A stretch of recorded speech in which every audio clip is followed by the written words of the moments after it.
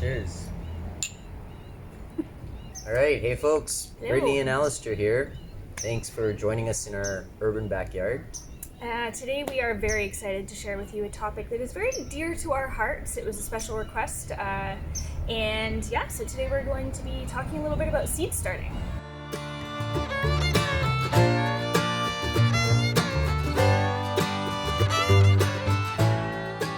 So it's an important topic for us because at some point all of our ancestors knew how to feed themselves from the plants. We have a lot to learn from the plants, and watching a plant grow and then being able to eat it and share that with your family, there's nothing more satisfying than that. It's a really, really special educational experience for your children as well. But there are a lot of people on the internet who say that there are very specific ways to do everything, and that if you're not going to do it perfectly and know everything, then you shouldn't even bother to get started. And we are not those kinds of people. Our main goal is to not teach you how to do everything perfectly, but to give you the confidence to just get started, because that is the main barrier for everyone.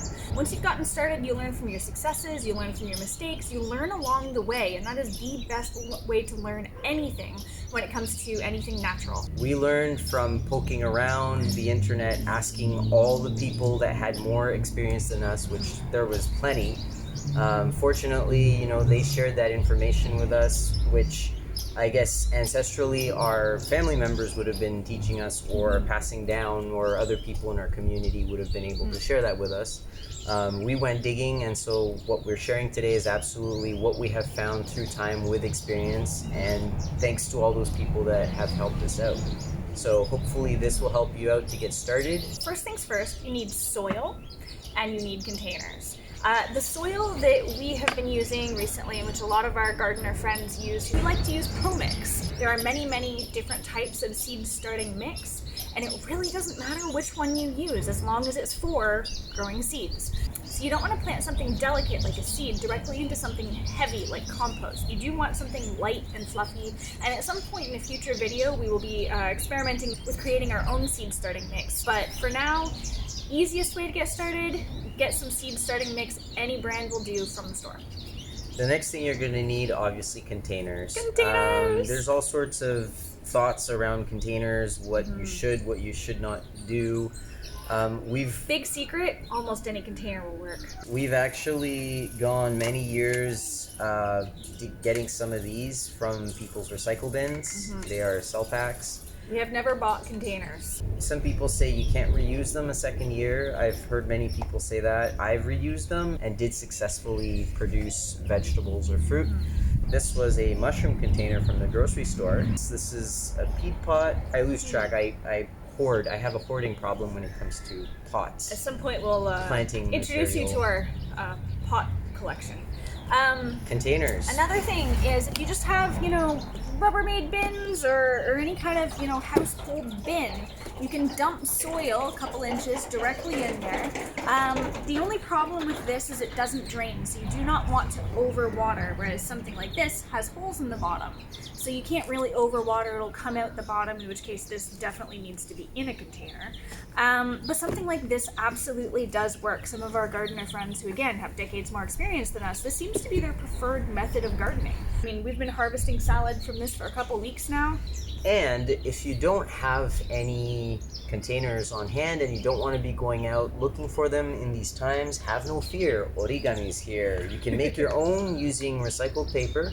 This is from our old kids class handouts. You can also use newspaper. Anything will do. Because they are biodegradable, once your plants are ready to be transplanted out, you can actually plant it directly into the ground, since it will biodegrade, and that's excellent for them plants that don't like having their roots disturbed. It's really satisfying being able to just to see the roots coming through and being able to just plop it in a hole, cover it up, and away you go. It's probably the simplest method. We'll be doing a how-to video on origami newspaper pots in one of our next videos, so stay tuned for that. So if you think about it, the needs of a plant are actually pretty similar to the needs of an animal. They need food, which for a plant comes in the form of soil and sun. They need water, but you don't want to give them too much or they'll drown. They need air. They have to be able to breathe. And most plants do a little bit better as long as there's a little bit of airflow and they're not just kind of like stuck stagnant in a corner. But you don't want too much air because that can dry them out or blow them over. And lastly, they need light. So if you have any bright sunny windows, that's an excellent place to start your seeds. Sunlight is of course always better. That is what plants like and it is what they are used to naturally. But if you don't have access to a bright sunny window like us in the city, where our southern windows are blocked by the house right next door, then you can always use something called grow lights. We will introduce you to our indoor lighting setup afterwards. And of course, if you have a bit of room, you can always cobble your own greenhouse. So we used some recycled windows from someone who was upgrading theirs. And we're in Canada, Ottawa. I mean, there'll still be snow on the ground and it can reach 30 degrees in there. It's kind of nice having like a winter sunny Sunspot. office space. And if you don't have access to recycled windows right away, in a future video we will also introduce you to a very quick and easy makeshift greenhouse. And so without further ado, Let's start some seeds. so today we're going to be starting some squash seeds, and we're going to be using our origami paper pots specifically because squash don't really like having their roots disturbed. And so once you have your seeds, you're going to take a look on the back. It talks a little bit about how quickly they sprout, ideal temperature for sprouting, how deep to sprout them, plant spacing apart, frost hardiness, and how much sun they need. So every seed package that you have will usually have all that information on the back. It's a really nice thing because it makes it super easy to get started. You don't just have to magically have all this information in your head. Every seed tells you. Use a calendar. So Augie likes to actually have a calendar specifically on the wall for plants. So one of the first things you're going to want to look up when you're dealing with your seeds is what your local last frost date is. Here in Canada, we have snow sometimes for 6 months of the year. So the last frost date is different for every place. So you're going to want to look up what your local last frost date is, and that is exactly what the name tells you. It is the last date in the year where you would expect there could be frost. Of course, Mother Nature doesn't like to play by our rules, so that is just an average. There are also then cool weather crops, which you can often plant a couple weeks beforehand. And there are some plants like tomatoes or peppers that originate in warmer weather places and require a longer growing season than we have here in Canada. So you are going to want to look at this, plot it all out on the calendar, and then you don't have to remember it. It's super easy. There's some plants that you're going to want to direct sow. You're not going to want to start them in pots. So what is direct sowing? Direct sowing is when you basically put the seed directly into the soil outdoors. All right, so first things first, we have our soil mix here. And what I like to do is I like to get it wet beforehand.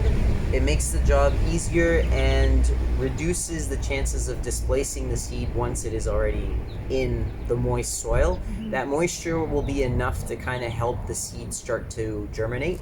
So Britt, can you put a little bit of water in here, please? Absolutely. Thank you. And the cool thing about seeds, you do not need to or even want to fertilize them up front. Just like a chicken egg, a seed has everything it needs to get started in life, and then the roots will slowly reach out and start seeking nutrients after that. Educational, eh?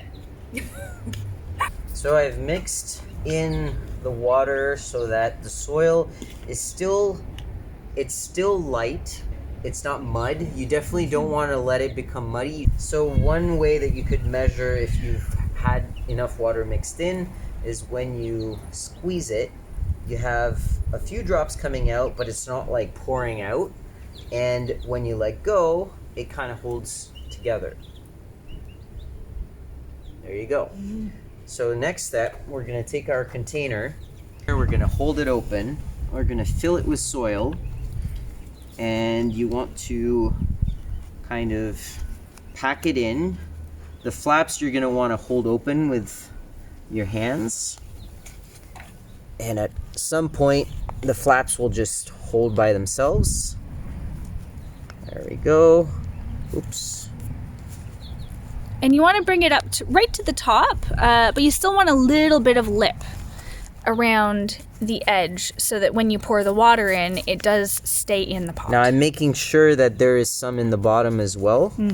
So I want to be sure that there's no major air pocket, which is why I'm kind of packing it in. But you don't want to pack it too much. It still needs to be somewhat light and fluffy. Exactly. Just a little bit firm. Next step, I'm gonna get my seeds.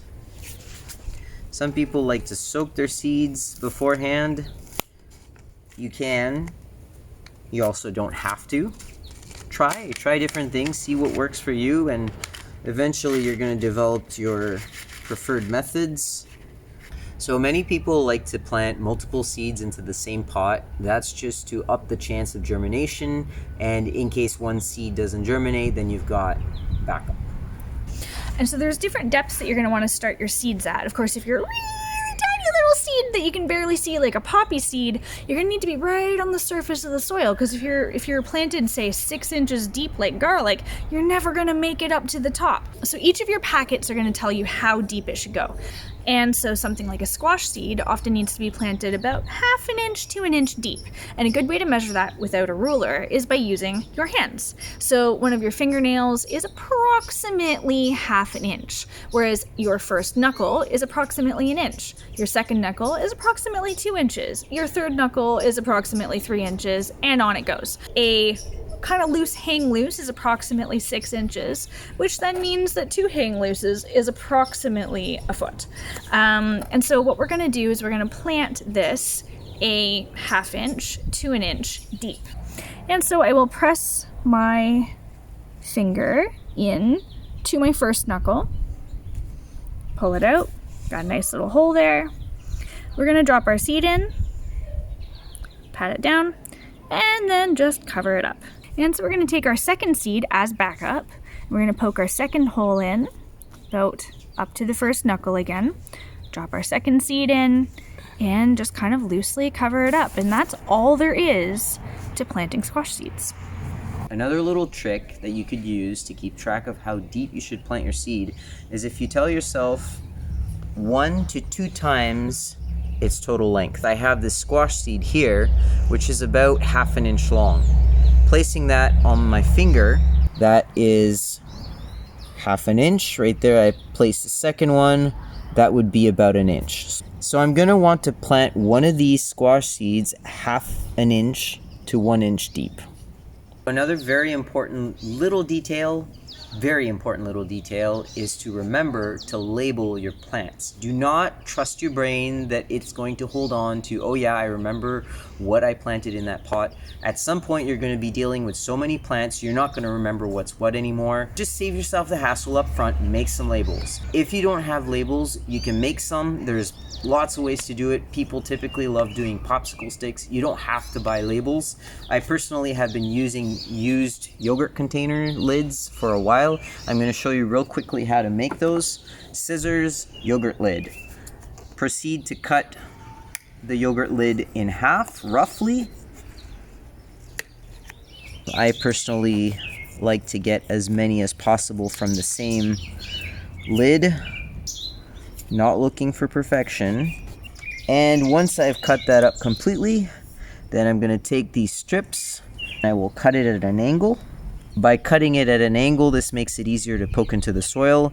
Make sure that you have a Sharpie or a permanent marker, and you're going to write down what is your plant and poke it in.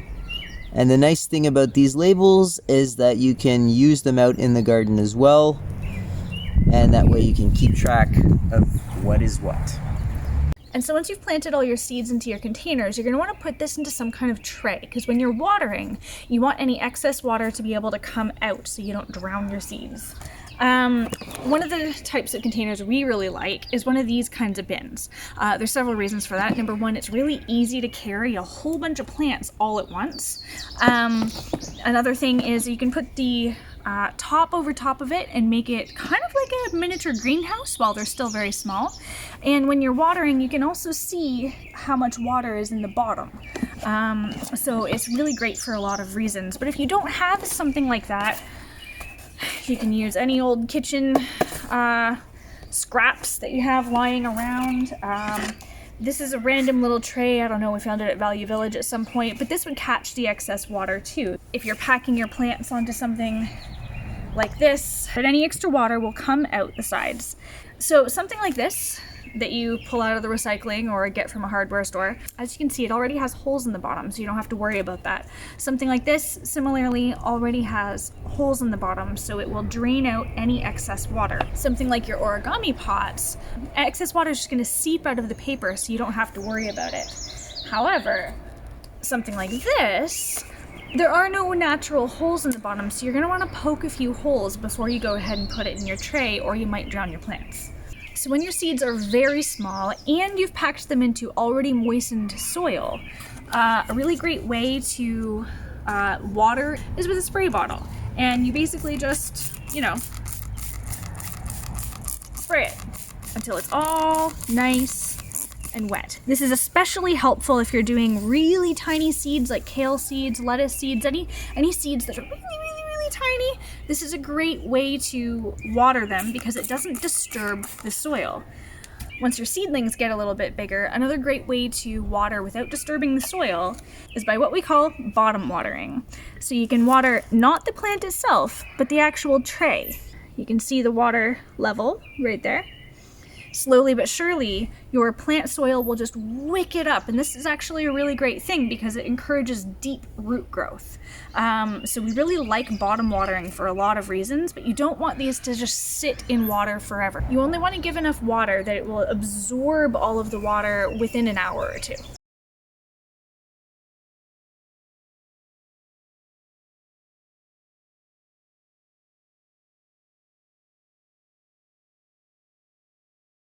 And so now that you have planted your seeds and watered your seeds, it's time to give them some light. So again, a really great option is to be able to put them in something like a greenhouse in your backyard if you have access to one, or if you've built yourself one. But if you don't have the time, don't have the materials, haven't figured that out yet, a sunny window will work really well. So if you live in the city like us and you don't have any big, bright, sunny southern windows, a really great option is to have a growing station. So we've just taken one of these wire shelves from some hardware store that we got, and we attached some growing lights. These are LED, which is really great because they save on a lot of electricity, and plants really like LED lights, it turns out. If you have any of those tube fluorescent lights that you had in your schoolroom or your shop, those work really well too. They're a little more energy intensive, but they work just fine. So one thing you're going to want to remember is you want the plants as close to the light as possible. So for this, we will bring it down so that they're only an inch or two away. This is why we like having these on chains, but of course you could tie them as well. And so now you see this light is an inch or two away from this. With our new little plants over here, and for our tiny squash seeds, we're gonna want these much, much, much lower. Something more like that. And the reason that you would be spending the time to get your seedlings as close to the lights as possible is because they are not as strong as the sun. These growing lights we got from Home Depot, and the cool thing about them is we put them on a timer, and you can actually, because they're LEDs, you can actually plug them into each other. So you can use one plug for multiple lights. So thanks for joining us in our urban garden. As you can see, the sun is starting to go down, so we're gonna have to bring our plantlings back inside. Where it's a little bit warmer. So very first thing, get your seeds. Order them online, get them from the store, borrow them from friends. There's many ways to get seeds, but the first step, of course, is to get your seeds. Number two, you're gonna wanna get your soil and your containers. There's many different brands of soil starting mix you can get, and there's many different types of containers that will work. Oh, here goes Cat. If you're going to be using anything from your kitchen, just remember that if it's good enough for your food to come in, it's probably safe enough for your food to be growing in. Number three, you're going to want to find your place with light. If you cannot find a place, you're going to want to make your place. So you can buy lights for an indoor grow station. You can cobble together a greenhouse. And in a future video, we're going to show you the quickest, easiest, simplest, least amount of materials possible type of greenhouse you can do. So stay tuned for that. So once you have your seed, soil, and containers, and your growing place with lots of light, then you're going to want to plant. So once you've received your seeds, get out your calendar. Look up your last frost date for your area, and then work backwards the number of weeks before that you have to start your seeds. Something like tomatoes, they often require earlier starting, but while we did start several of our tomato seeds weeks before this, if we miss that, we can still plant some of them now. We're just going to have less of a growing season for them later on. So if you miss your seed starting window by a week or 2 or even 3, don't worry too much about it. Just get them started. You're going to learn along the way. Once you've plotted all of the times to start your seeds on your calendar, you're good to go. Just follow your calendar, and whatever seeds you have to start that week, go ahead and start them that week. So make sure to look at your soil depth before planting your seeds. And again, this doesn't need to be perfection. You don't have to measure it to the millimeter. It's just kind of an average. So small seeds stay on top, bigger seeds a little bit below, even bigger seeds go even deeper.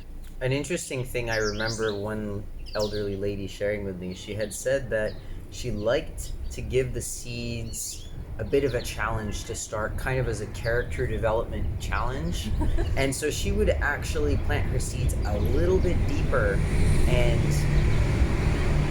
not pack it down, but she would give it some pressure so that the seeds would have to not struggle, but so that they would have to make their way up.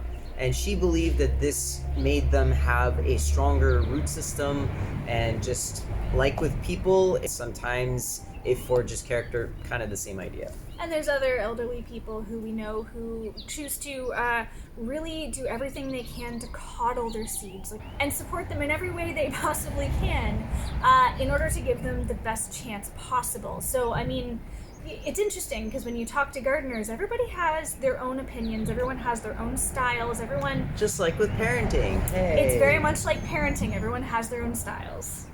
So thanks for joining us in our garden. Take care, and we will seed you next time.